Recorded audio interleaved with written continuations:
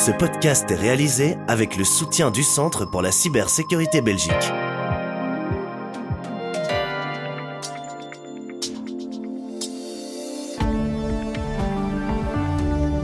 Voici Z sur 7, votre podcast quotidien. Aujourd'hui, nous sommes le mercredi 4 décembre. Et votre podcast aujourd'hui est animé par Jean-Pascal Ledoux. Madame, monsieur, bonjour, bienvenue dans votre Z Podcast. Nous saluons aujourd'hui un anniversaire. Ce mardi, en effet, PlayStation 1 soufflait ses 30 bougies. Comment un outsider comme Sony a-t-il réussi à imposer sa marque face à des géants comme Sega et Nintendo?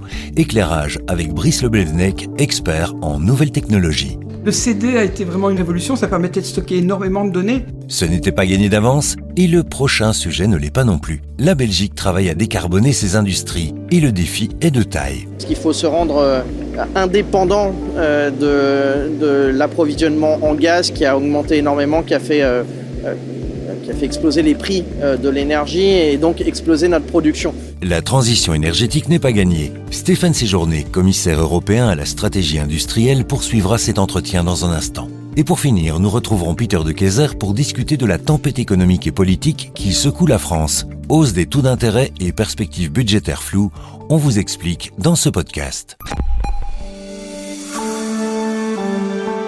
Z sur 7 à la une.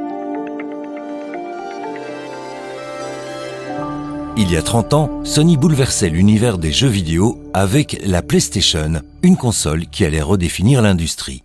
Mais comment un outsider comme Sony a-t-il gagné face à Sega et Nintendo? Brice Leblevenec, expert en nouvelles technologies, nous explique ce succès. Le CD a été vraiment une révolution, ça permettait de stocker énormément de données, d'avoir des films, avoir du son, des enregistrements sonores. Ça changeait tout à la génération précédente où on écoutait des blip-blip et des tout petits samples. Malgré un rapide succès, Sony n'a pas pris la tête du marché tout de suite. Il a fallu un peu de temps. Brice Leblevenec. Mais quand elle est sortie, elle n'était pas leader. Elle arrivait sur un marché qui était fortement occupé par Sega et Nintendo. Mais petit à petit, en fait, elle a commencé à s'imposer. Puis elle a dû se battre avec Xbox. Microsoft qui a lancé d'abord la première Xbox. Maintenant, on est sur la série X et la série S. Donc il y a eu toute une évolution. Mais Sony a les meilleures licences exclusives. Ils ont vraiment une fine compréhension du gameplay. Et ils sont très innovateurs dans leurs consoles. Donc on peut dire que Sony a le lead aujourd'hui. Aujourd'hui, la PlayStation continue d'évoluer avec la PS5 Pro. Mais la concurrence s'intensifie. À l'heure où les jeux sont accessibles partout, y compris sans console, a-t-elle un avenir dans celui du gaming? La question reste ouverte. Z sur 7 à la une. Le télétravail n'est plus souhaité par les employeurs. Nombreux sont les patrons à vouloir imposer des jours de présence obligatoires au bureau, tandis que les employés tiennent à leur flexibilité. À ce sujet, nous écoutons Solange Meunier, directrice de Robert Half, cabinet de recrutement. On constate que 52% des employeurs ont aujourd'hui réintroduit le travail au bureau de manière obligatoire et 26% des employeurs envisagent de le faire aussi à l'avenir. En parallèle, on constate que 62% des employés confirment que le télétravail a un impact positif sur leur concentration, leur focus. Comment concilier ces points de vue opposés? Solange Meunier nous répond. Plus de 70% des employeurs confirment en tout cas que des promotions, des valorisations seront plutôt attribuées à du personnel qui est sur place. Alors je pense que c'est surtout une question de visibilité. Si vous êtes en lien avec votre manager et votre entreprise, vous serez plus facilement valorisé aussi par une promotion ou une augmentation de salaire. La flexibilité semble être la clé pour attirer et retenir les talents. Quel sera l'impact de ce retour au présentiel? Rien n'est encore joué. Z sur 7 à la une.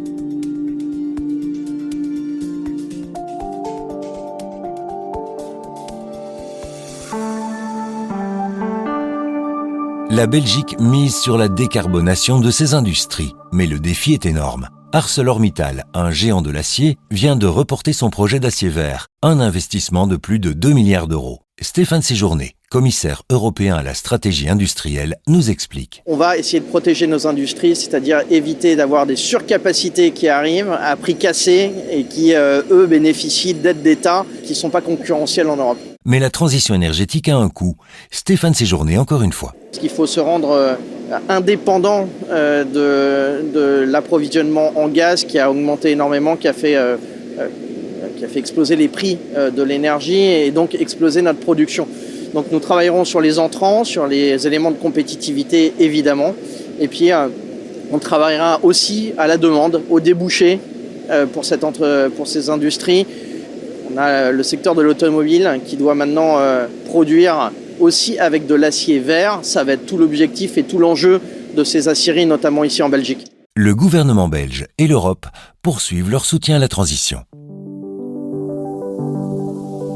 Z sur 7, le podcast quotidien de Trends Canal Z. Comme dans chaque podcast, nous analysons l'évolution et les tendances des marchés boursiers avec l'aide d'un expert. Pourquoi investir en Europe malgré sa sous-performance face aux États-Unis? Olivier Colsoul d'AG Insurance nous explique que la valorisation des actions européennes est plus intéressante. En fait, tout ne va peut-être pas si mal en Europe concernant les marchés d'actions. En fait, on voit que effectivement, depuis 2 mois, le Trump Trade est à l'œuvre. Il a creusé un écart de performance entre l'indice S&P 500 et l'indice Stoxx 600 européen de l'ordre de 7% sur 2 mois. Mais on voit que depuis une dizaine de jours, l'indice européen est en train de reprendre un petit peu des couleurs et il est même en train de performer en ligne avec son homologue américain. Voilà, bon, c'est sur une courte période, mais enfin, c'est toujours ça de prix. Avec un peu de recul, la sous-performance de l'Europe ne date pas d'hier et on pourrait remonter à la crise financière. Olivier Colsoul toujours. Oui, en fait, c'est vrai que tout plaide pour les États-Unis. Donc, pour l'instant, on a une croissance qui pète la forme. On a, un agenda économique de Trump, en tout cas dans ses bons côtés, qui plaît aux investisseurs. On a une croissance des bénéfices importante. On a les Magnificent Seven. Tout va dans le bon sens, tout sauf la valorisation, qui est en tout cas nettement plus élevée que sur le vieux continent.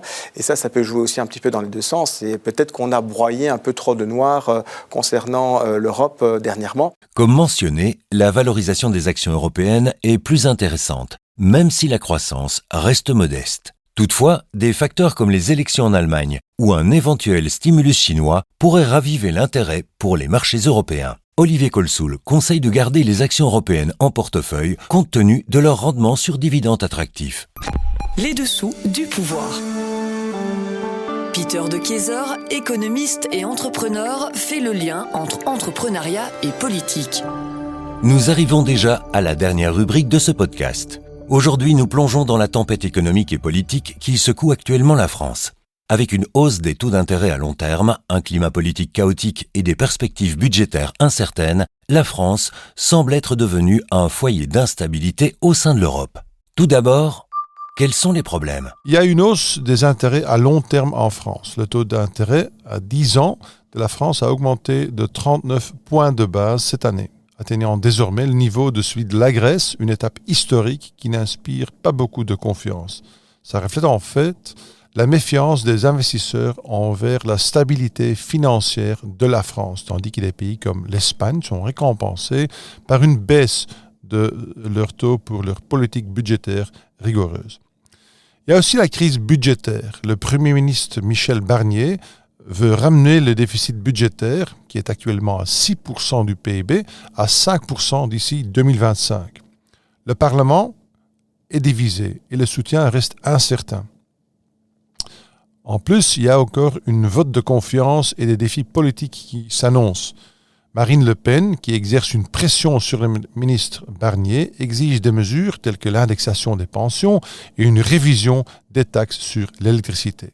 Et l'opposition menace de déposer une motion de censure. Si elle réussit, le gouvernement pourrait tomber dans les 3 mois suivant sa prise de fonction. Ensuite, la France est-elle en train de devenir la nouvelle Grèce? Dans les années 2010, la Grèce symbolisait la crise de la dette européenne. Avec une dette colossale, le pays a néanmoins réussi à remettre son économie sur les rails grâce à des réformes strictes et des sacrifices importants. Ces efforts ont permis à la Grèce de bénéficier aujourd'hui de taux d'intérêt à long terme en baisse, tandis que son ratio d'endettement diminue rapidement. Aujourd'hui, la France peut emprunter à un taux qui est similaire à celle de la Grèce avant les réformes. Avec un déficit de 6% et peu de perspectives de réformes structurelles, les similitudes sont plus grandes que Paris ne voudrait admettre. La France est également en retard sur les objectifs budgétaires européens. Mais il reste une grande différence avec la Grèce. Là où la Grèce a été contrainte au changement par l'Union européenne et le Fonds monétaire international, la France, grâce à son statut politique et économique, peut choisir sa propre voie. Mais cette liberté de choisir sa propre voie rend l'action moins urgente. Et pour finir, faut-il s'inquiéter ? Malgré tout, en fait, la France a prouvé par le passé qu'elle peut surmonter les crises grâce à des réformes. Mais la question demeure. Les dirigeants actuels ont-ils le courage politique de prendre les mesures nécessaires ? Pour l'Europe, il est essentiel que la France retrouve sa stabilité. Une européenne forte commence par des États membres stables. Bien que les problèmes de la France puissent sembler de nature nationale, ils ont des ramifications pour le reste de l'Europe et pour la Belgique. La France est la deuxième économie de la zone euro après l'Allemagne et sa santé économique influence directement la stabilité de la région. Pour la Belgique, l'économie belge est étroitement liée à celle de la France. Une crise économique prolongée chez nos voisins peut avoir des répercussions directes pour les entreprises belges et l'emploi. Ça peut aussi entraîner une augmentation des primes des risques sur les obligations d'État belges, ce qui ferait grimper les coûts de financement pour le gouvernement belge et pourrait aggraver la situation économique. Alors, il est crucial que la Belgique prenne des mesures proactives pour réduire son déficit budgétaire et sa dette publique.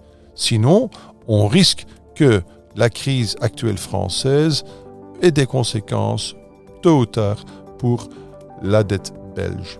Merci de nous avoir écoutés. Retrouvez-nous demain pour un nouvel épisode et le rendez-vous avec notre rubrique à la une de Trends Tendance. Le magazine Trends Tendance mène l'enquête et un journaliste en dévoile les coulisses. Mais avant cela, restez à l'écoute pour la Minute Cybersécurité sur le spearphishing proposée par le Centre pour la cybersécurité Belgique. Z sur 7, le podcast quotidien de Trends Canal Z.